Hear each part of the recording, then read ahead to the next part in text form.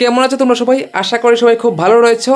তো ভাই আমরা আজকে কথা বলতে চলেছি বাংলাদেশ এবং যে ভাই আমরা দেখতে পাই পাকিস্তানের মধ্যে সেমিফাইনালটা হয়, আসলেই কি সেটা একটা মজাদার ম্যাচ ছিল?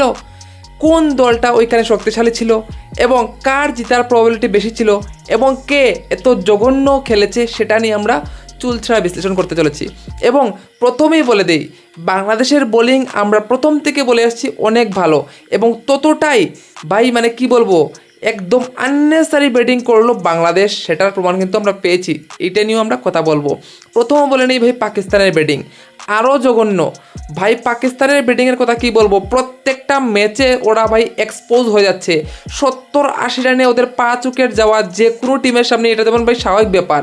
এবং সেই জন্য বলতে চাই যে ভাই বাংলাদেশ তোমরা এটা কি মিস করলে, ফাইনাল মিস করলে ভাই। লিটারেলি এই পাকিস্তানের মতো টিমকে হারাতে পারলে না।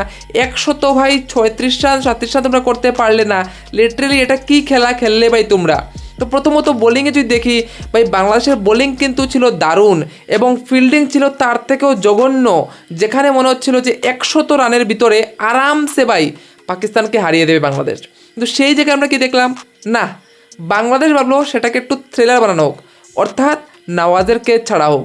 সেই নওয়াজ দুটো ছক্কা মারুক, একটা 4 মারুক এবং ভাই পাকিস্তানকে একটা বোস্টার দিয়ে দেখ যে এখান থেকে কিছু করা যাবে। শাহিন শাহ আফ্রিদি এসে মারছে ভাই, ঠিক আছে, এবং নিচের ব্যাটসম্যান নয়, ব্যাটসম্যান মানলে মানতাম যে ব্যাটসম্যান মারলো, ভাই বোলার এসে মারছে। আর সেই জায়গায় ভাই চুপ করে করে দেখছে কে? বাংলাদেশের ফিল্ডাররা। কেন? কারণ ওরা ক্যাচ ছেড়েছে। তো ক্যাচ ছাড়লে তো ভাই ম্যাচ ছাড়বে, কিন্তু ধরে নিলাম তোমরা ক্যাচ ছেড়ে দিয়েছো। তারপরও ইয়ার 136 ভেরি গুড স্কোর ভাই, অনেক ভালো বোলিং হয়েছে।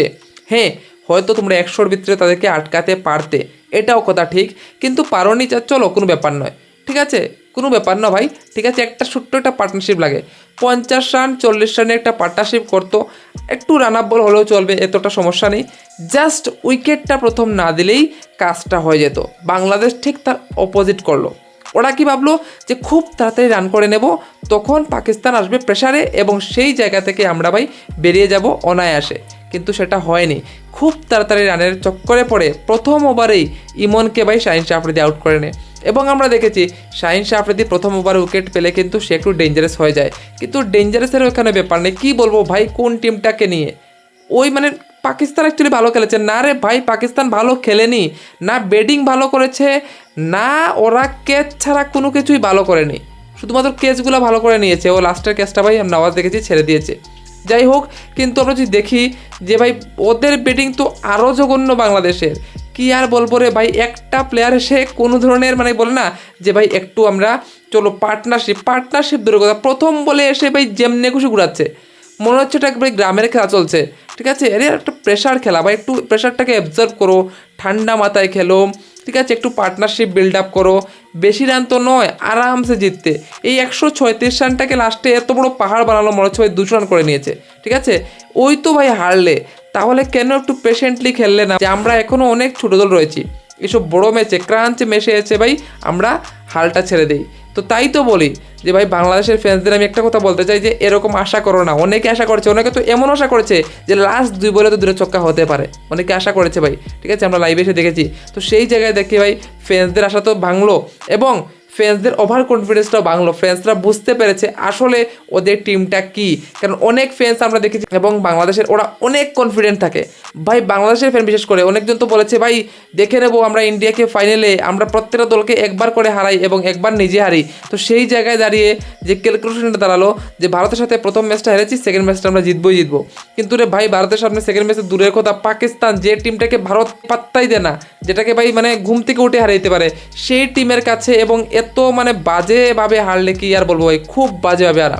বলতে পারো যে 11 রানে হেরেছি, কিন্তু না রে ভাই 11 রানে না, এটা খুব বাজেভাবে হারা। 130 রান 35 রান তোমরা করতে পারলে না ভাই, ও লজ্জা লাগে না তোমাদের? এই টিম নিয়ে এসেছো আবার এশিয়া কাপ জিততে, বড় স্বপ্ন দেখতে, ঠিক আছে।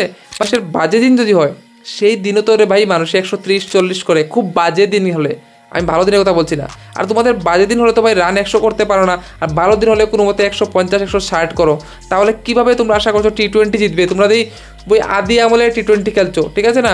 এবং যদি বলি যে এগ্রেশন, এটাকে এগ্রেশন বলে না, এটাকে সুইসাইড বলে। বাংলাদেশ যে এগ্রেশন দেখেছে এটাকে এগ্রেশন বলে না।